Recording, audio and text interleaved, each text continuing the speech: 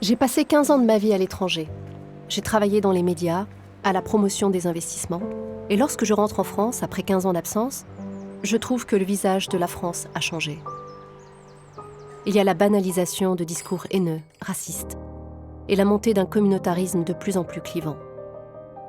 Je me demande comment on en est arrivé là.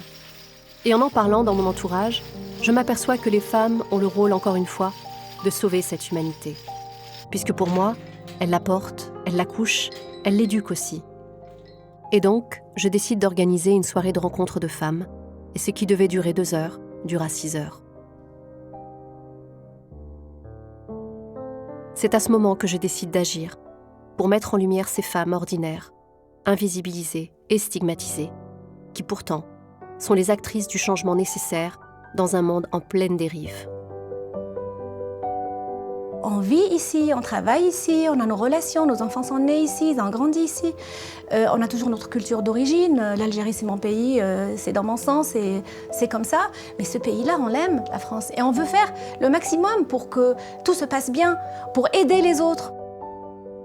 J'ai toujours été avocate des victimes depuis le départ. J'ai fait le choix de la spécialité du droit du dommage corporel parce que je voulais m'impliquer évidemment auprès des victimes de dommages corporels de tout type, mais surtout évidemment de violences à l'égard des femmes.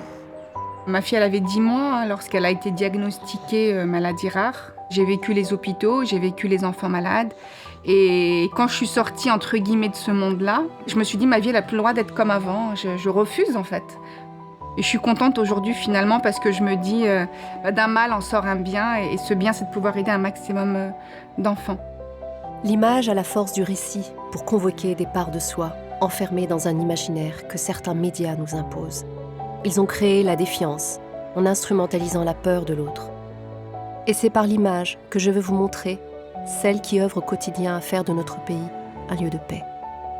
Riches de leurs héritages, ce sont des tisseuses, et elles honorent ce que les femmes ont toujours su faire, porter l'humanité et préserver sa survie.